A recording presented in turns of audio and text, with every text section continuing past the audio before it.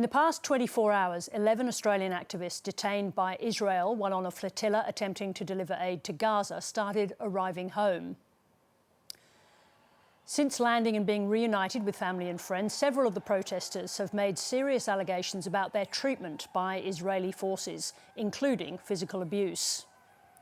On Thursday, Chris O'Connor, the father of one of the flotilla activists, learnt live on air on 7:30 that his daughter had been released from prison in Israel and was headed home. Neve O'Connor arrived in Australia this morning. She was one of the 11 Australians on board. Neve O'Connor, welcome. Thank you so much for having me. How did the Israeli forces behave towards you when you were first intercepted? So during our first interception, we, as I was on a motorboat with the tactical ship, were surrounded comprehensively with Zodiacs, which is a speedboat. We didn't follow their first instruction of moving down to the bow and they threatened to shoot us. I think I turned to my friend in shock and she had 2 green lasers here and some on her chest. So even though, for all accounts, it was somewhat of a light interception, there was violence throughout. Some of my crewmates were thrown around behind me. And then when we were processed onto their prison boat, they were, because the cameras were there, a lot kinder to me as I was the first boat being processed.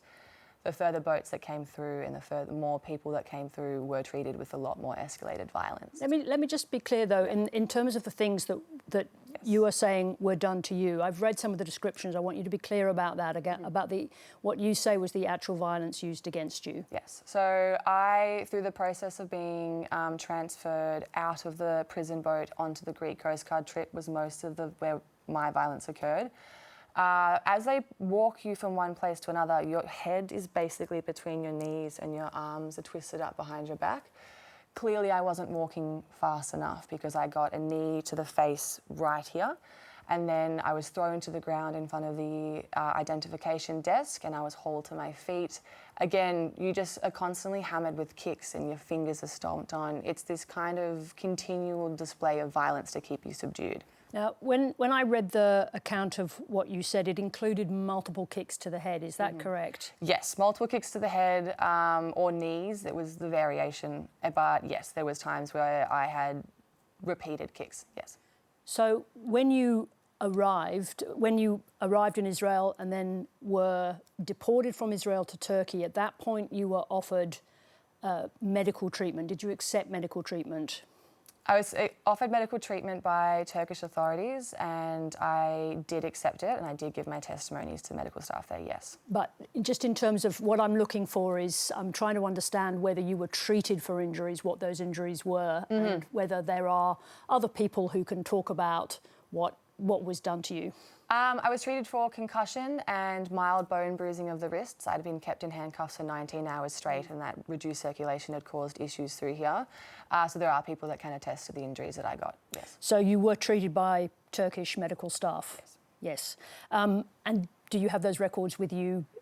Have you got records that demonstrate there was treatment? I haven't got the records with me. Those records were supplied straight to GSF lawyers and the GSF staff. So me personally, I haven't got them with me. I'm sure I could source them. Now, just to be clear, were you satisfied with that? Did you not want to bring home some evidence of a story that you're telling? And given that the Israeli government has denied that violence was used, that evidence is crucial. Yes, I think I would like documentation and I'm actually going to go get my own medical checks back home in Australia, so they'll have the documents there as well. So in your case, you're talking about multiple kicks to the head and to the person, as well as restraints used against you. And you're saying the details that were taken from you in Turkey, the treatment will stand that up? Yes, absolutely. Now, in your telling of the story, you're saying there was an attempt to humiliate you, which included being forced to strip. Can you just describe briefly the circumstances of that? So being taken during the second kidnapping, we were being processed from a prison boat to Ashdod port. I was called up, I followed, and they noticed that I had Free Palestine scrawled on my shirt. So they told me in the middle of the shipping container to strip that shirt off. I did. And then they were like, no, all of them. And so I had a long sleeve shirt, another singlet on underneath, and I was forced to just take them off and I had to stand there topless until they decided which shirt I was allowed to put back on again. I was in a room, there was men in there. They were all, some of them were preoccupied by beating another one of my comrades, but some of them were looking, watching. So you were made to stand semi-naked? Yeah. And did you discuss that with any of your colleagues at the time? Did it happen to other people? Have you any idea whether your story is a similar one being told by your colleagues? There's an absolute pattern of sexual humiliation. I didn't get to have that topic discussion immediately at the time, but however, post with the debrief, there's been so many stories. Mine is actually the bottom of the hierarchy. I've heard stories of people who were beaten while they were naked. So yes. And let me just say that, of course, they're not here to answer these questions, but the Israeli ambassador has said that there is absolutely no use of sexual humiliation. That is the position that the Israelis have taken, and strongly, and it's why I keep coming back to evidence, because in these matters there is a history of mistreatment of prisoners in Israel, well-sourced reporting, but it all comes down in the end to evidence when we are not there. Yes. Just a question about the organisation that organised this flotilla. They knew what you were headed into. Did they prepare you properly for it? Yes. Yes.